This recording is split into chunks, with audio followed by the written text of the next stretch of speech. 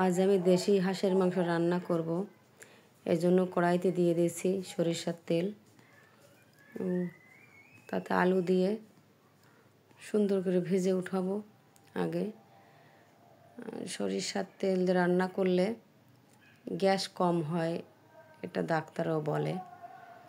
এখন আমরা সরিষার তেলই খাই, আর সরিষার তেল কম পরিমাণে দিয়েও রান্না করা যায়। দেখেন আমি কম পরিমাণ দিয়েও রান্না করছি। প্রথমে তেল গরম হলে দিয়েছি কয়েকটা শুকনো মরিচ ও তেজপাতা ফোড়ন দিয়ে একটু নেড়ে চেড়ে তার ভিতর দিয়ে দিব কিছু জিরা ফোড়ন। জিরা দিয়ে আবার সুন্দর করে নেড়ে দিলাম। এবার দিয়ে দেবো পেঁয়াজ কুচি। পেঁয়াজ কুচিটা সুন্দর করে নেড়ে চেড়ে একটু লালচে লালচে ভাব হলে তাতে দিয়ে দেব একে একে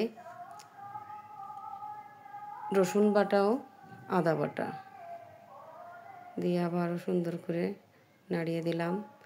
এবার দিচ্ছি শুকনো মরিচ বাটা। দেখেন কত সুন্দর রং শুকনো মরিচ বাটা। সুন্দর করে নাড়িয়ে এবার কিছুক্ষণ নাড়িয়ে দিলাম। এবার দিলাম জিরা বাটা ও ধনে বাটা।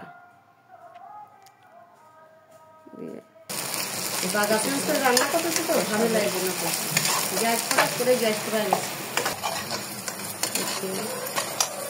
এবার দিব লবণ এবং হলুদ দিয়ে সুন্দরভাবে কষিয়ে নেব।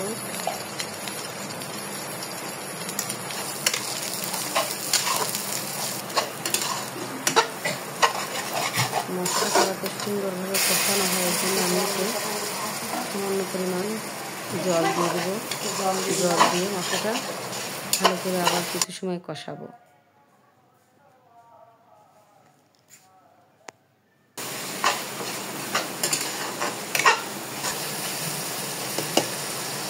মশলা থেকে তেল ছেড়েছে উপরে, এবার আমি মাংসটা দিয়ে দেবো। 1 কেজি মাংস।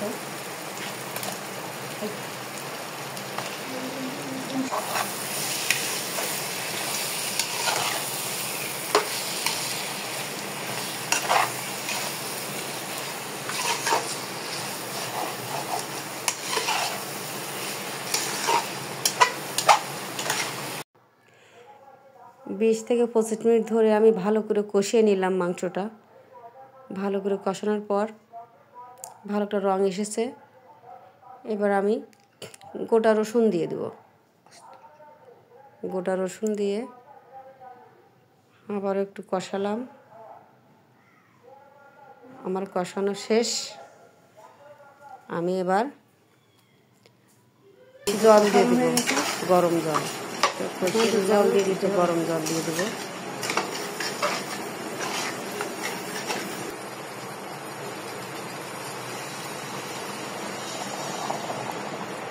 জলের পরিমাণ কমই দিয়েছি। ইন্ডাকশনে রান্না তো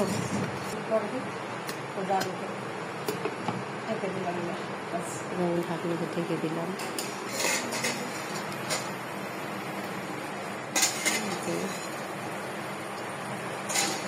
একটু জাল উঠতে আমি আলু দিয়ে দিলাম। নাড়িয়ে আমি আবার ঢেকে ইন্ডাকশনে তো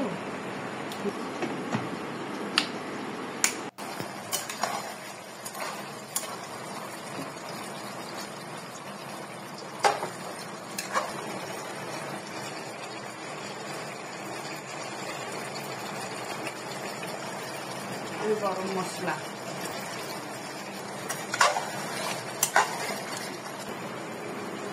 রান্না হয়ে গেছে। আসলে রান্না করলাম, রান্না শেষ। ইন্ডাকশনে যদিও সুবিধা হয় না, তারপরে গ্যাসটা হঠাৎ করে শেষ হয়ে যাওয়াতে ইন্ডাকশনে রান্না করলাম। তো যাই হোক রান্না এখন শেষ। এখন নামিয়ে নেব। নামিয়ে নেওয়ার পরে অল্প একটু ভেজে রাখা জিরের গুঁড়া দিয়ে দেবো।